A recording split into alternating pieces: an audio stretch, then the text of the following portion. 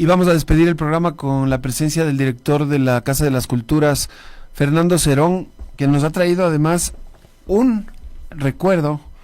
Dice: Tierra 3 veces maldita, de César Ramiro Vázquez. Hay que ser abogado periodista de esta nación de eminencias grises para creer que es una amenaza y no la salvación vivir entre fallas geológicas y volcanes.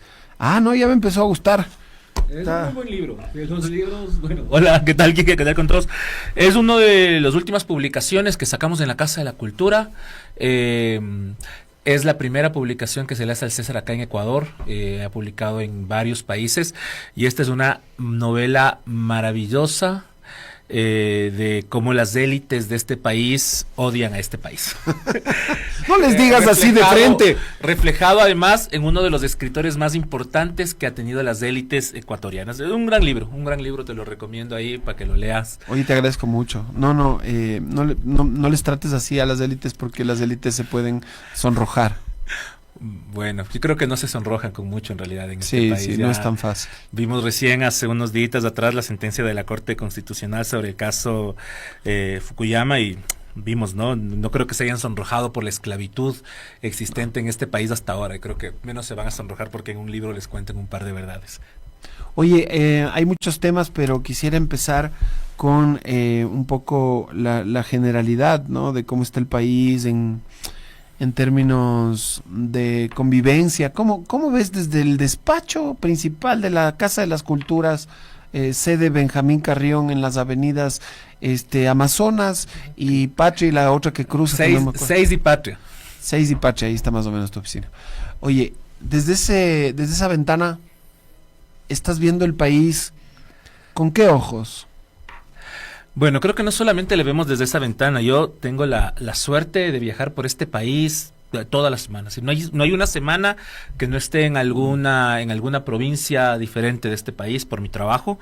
Y creo que cuando puedes ver desde ahí la situación del país, cuando puedes conocerlo a profundidad, te das cuenta que estamos en un momento profundamente complejo. No sé si la crisis que tiene hoy día el Ecuador, tengo la hipótesis de que esta crisis es peor que la crisis de los 90s, que se ha podido canalizar de otras formas. Pero esta desde la pandemia, ¿no? Sí, tenemos una crisis que se alarga, que arranca en realidad. Tienes un corte político fuerte, ¿no? Tienes el levantamiento del 2019, que además representa, este es como, digamos, un análisis de coyuntura de larga data. Es como tienes la crisis del 19, la crisis política del 19, que marca con claridad la ruptura en la cuenta larga, les llaman los expertos en coyuntura, la ruptura en la cuenta larga de cómo se movió la historia de este país. Ese es un quiebre, porque es de quiebre simbólico, ¿no? El gran levantamiento de octubre.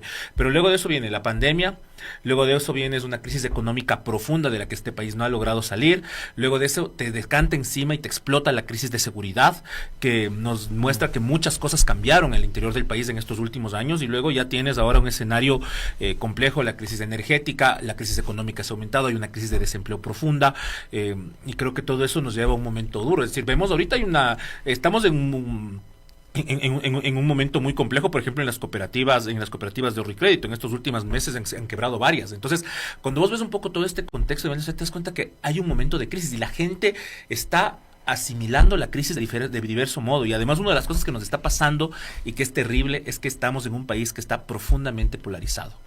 Lamentablemente, a mí me pareció, tenía la intuición de que esa polarización había bajado un poco en las elecciones anteriores, pero ahora es evidente que estamos en un país que está profundamente polarizado, y creo que eso es peligroso. A ver, en el 19, cuando hay el levantamiento, posteriormente viene la pandemia, y luego hay algo que para mí es bisagra, que es inexplicable, cuando elegimos presidente a uno de los seres que más dineros obtuvo de la desgracia humana de la crisis del 99. Entonces, ahí algo nos pasó. Yo creo que algo nos pusieron en el café. Estoy convencido de que el ecuatoriano no lo hizo conscientemente. Creo que fue a votar con COVID, creo que fue a votar con... O sea, pero creo que ese punto es más todavía, porque tú dices 19 el levantamiento. Claro, pero hubiera derivado en un Leonidas Issa presidente, no en un Guillermo Lasso presidente. Entonces, bueno, creo que primero hay que leer fue como un suicidio masivo. Hubo un suicidio colectivo. Sí. Yo Porque a partir de Lazo empieza la crisis pero es que de seguridad. Es que viene una estrategia política que creo que en el Ecuador caló, y lamentablemente caló mucho, y creo que hasta ahora vivimos eso, y es la estrategia del quechuchas. Es decir, ese quechuchas es, ya quechuchas, todo se fue a la mierda, todo este país está hecho pedazos, entonces no me importa, voy a votar por el banquero que ya me destruyó, porque ya quechuchas. Pero esa originalmente era de Noboa, esa frase. Sí, ese... Del papá de Daniel. Claro, pero en ese momento calzó políticamente, porque ese era el momento del cansancio, es decir, y para llegar a ese punto, lamentablemente este país atravesó una construcción de un discurso de odio muy fuerte, que es el discurso del anticorreísmo. Las elecciones del 19, en particular, 17. A ver, son 17, 21. Las elecciones del 21 no la gana Guillermo Lazo, las elecciones del 21 la gana el anticorreísmo. ¿Sí? Y creo que eso es lo que calza en la política nacional en este momento. Y cada vez hay más pruebas de que se la sacan a Yacu Pérez. Es el odio, bueno, sí, inclusive la develación de los chats de Villavicencio te demuestran que hubo fraude a Pérez. Eso además era sabido que a Pérez le hicieron fraude. No sé si hubiera sido bueno o malo que Pérez ganara la presidencia. Eso es otra. Tal vez mejor que Lazo. Sobre la historia, la historia decantada, ya no podemos hacer mucho, sí.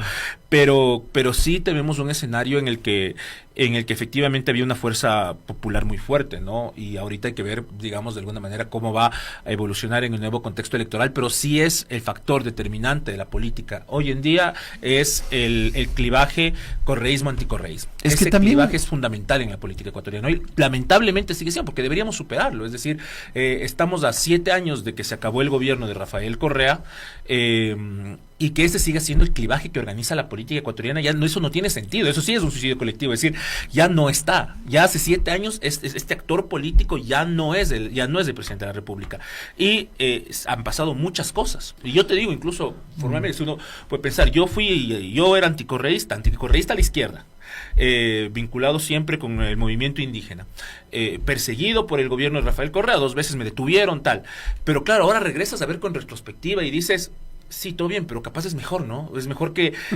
vuelva a que continuemos en esta hecatombe política que vivimos, ¿no? Porque es la destrucción completa del Estado lo que estamos viviendo. Yo te entiendo lo del clivaje y estoy totalmente de acuerdo, pero sí hay que reconocerle al anticorreísmo un pequeño defecto, y es que ellos están inspirados en odiar. Es decir, el correísmo por lo menos te propone algo, te propone, ¿sabes qué? Yo te voy a solucionar el problema de las carreteras, yo te voy a dar una cierta educación, algo te ofrece.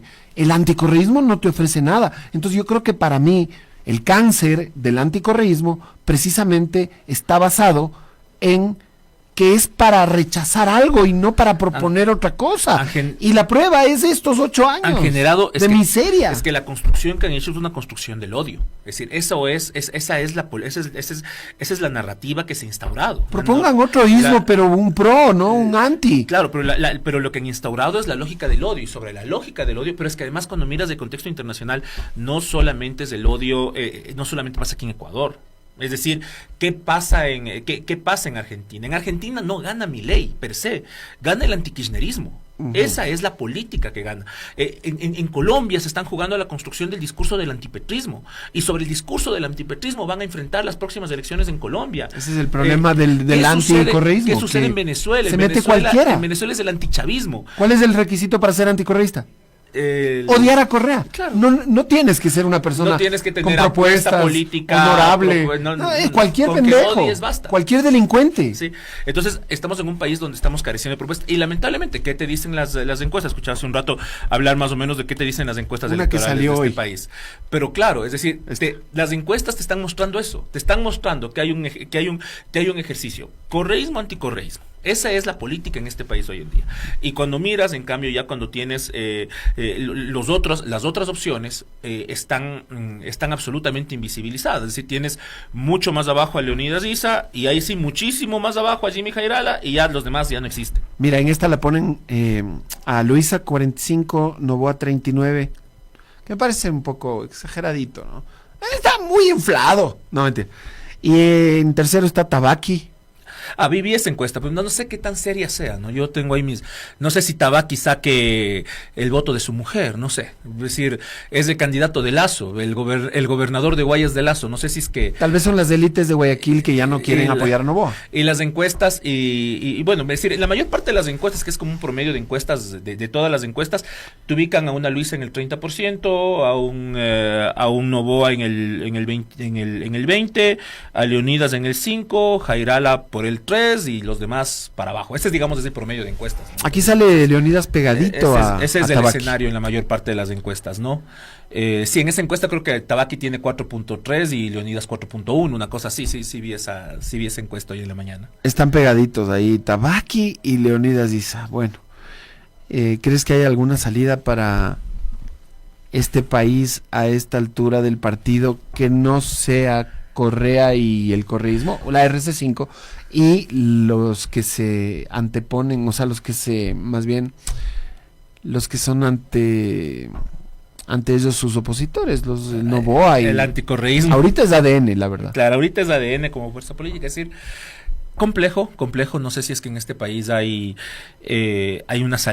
ahorita existe una tercera vía. Yo creo que deberíamos tener la expectativa de que existe una tercera vía en este país en un momento tan complejo. Pero bueno, finalmente, digamos, hay un último llamado a la conciencia de la gente, ¿no? Es decir, ya, por favor, no podemos seguir con... Yo le he dicho, es más, nunca yo he votado por la RC. Es más, en ningún momento. Nunca. Es pues más, ningún candidato. Porque la primera vez que Correa fue candidato a presidente, yo era menor de edad. Es más, yo lo acepto, yo hice campaña por Correa, pero no pude votar porque era menor de edad, así que no pude votar. Bueno, pero hubieras votado. Hubiera votado, pero no voté. Y luego, ya en el transcurso de mi vida adulta, nunca he estado con la RC.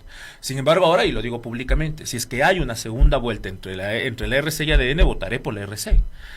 Porque... Y en primera, obviamente, vas a votar por Leonidas. En primera, obviamente, votaré por Leonidas. Yo voy a votar por Leonidas Luisa. Ese es mi candidato. Es un candidato híbrido entre... Que pudo haber existido, casi existió. Así es. Casi existió. Quedó a medias, pero... Hasta ahora me da pena que no exista.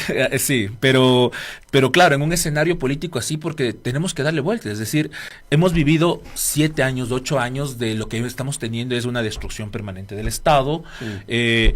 Esa destrucción permanente del Estado nos está llevando a las crisis que tenemos ahora. Es decir, la crisis de desempleo es eso, la crisis energética es eso. Es decir, si tienes un Estado que se olvida de cumplir con un plan de electrificación, entonces, ¿cuáles van a ser las consecuencias? Ahora vienen a decirnos que por suerte que el 20 de diciembre nos van a devolver la luz y ni sé qué, ojalá cumpla, porque ha sido muy bueno para no cumplir los ofrecimientos de parte de la Presidencia de la República. Yo creo que hay que aplaudirles desde ya.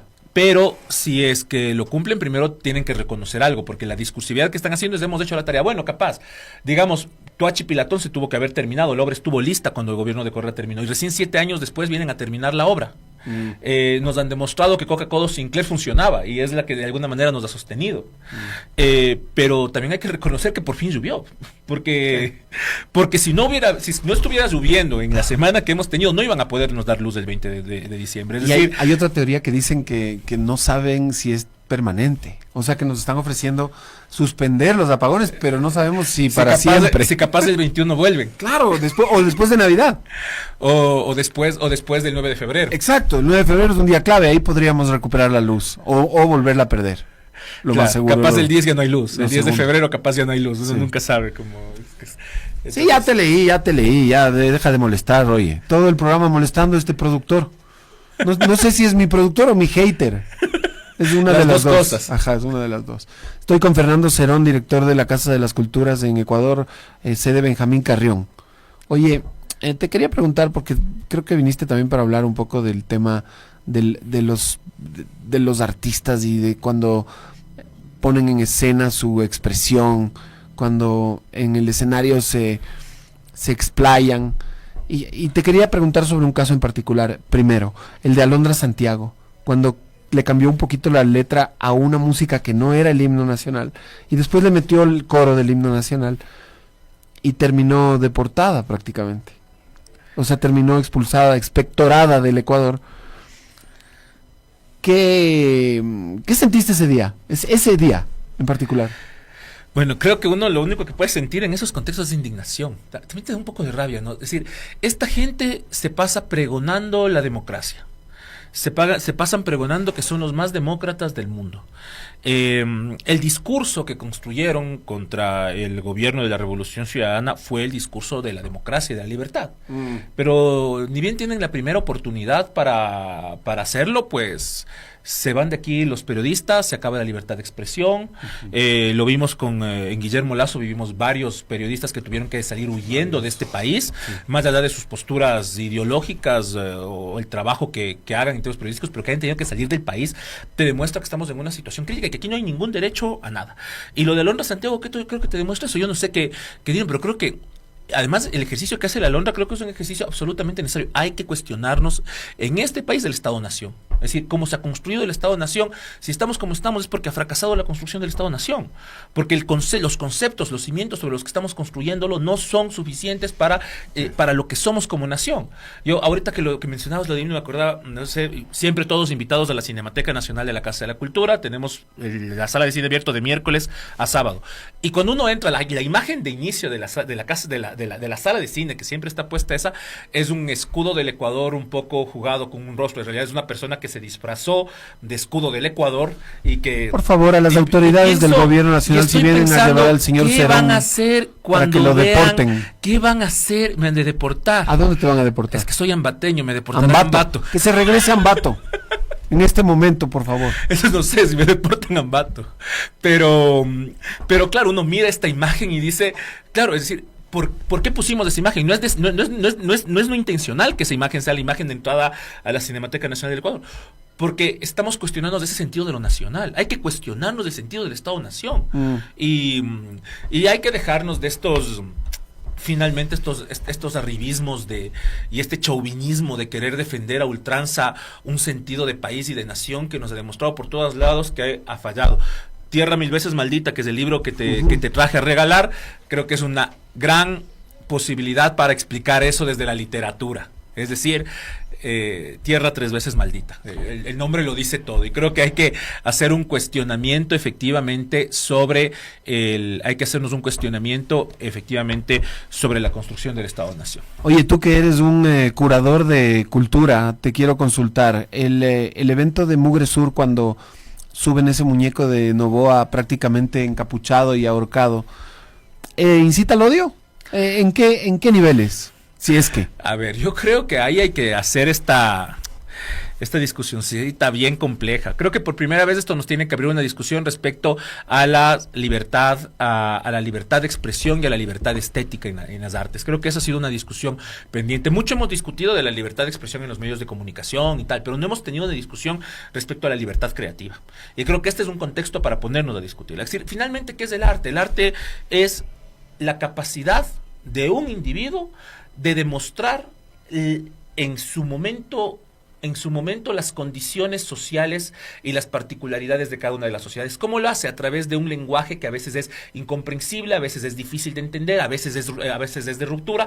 Pero claro, porque hay gente que puede decir, yo quiso ahorcar al presidente. Pero que está diciéndonos que ahorquemos al presidente. Pero que te está mostrando la sensación social. El arte hace eso.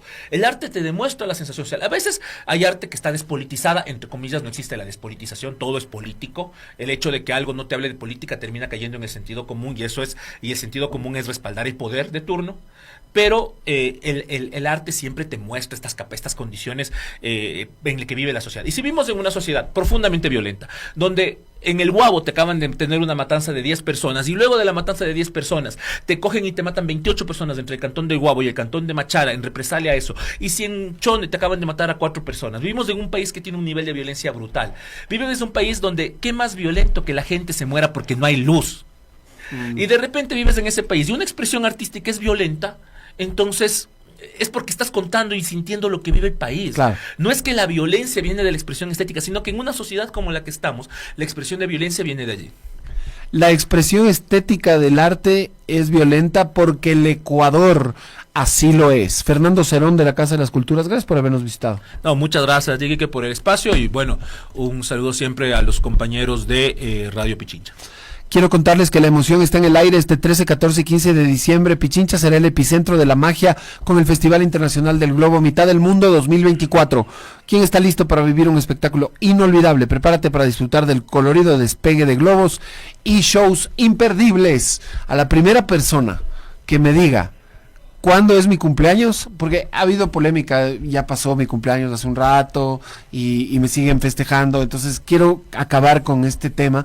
A la primera persona que en el grupo de Telegram ponga mi fecha de cumpleaños, no con el año ya, no con el año, solo el día del mes, ya, el día y el mes, le regalo una copia del libro de Ruta Crítica Lawfare en Ecuador, Guerra contra la Democracia y el Derecho. Un libro donde participan, entre otros, Silvina Romano, que va a estar esta semana en el programa, Marcelo Maisonave y nuestro amigo Virgilio Hernández. Un abrazo. Chao.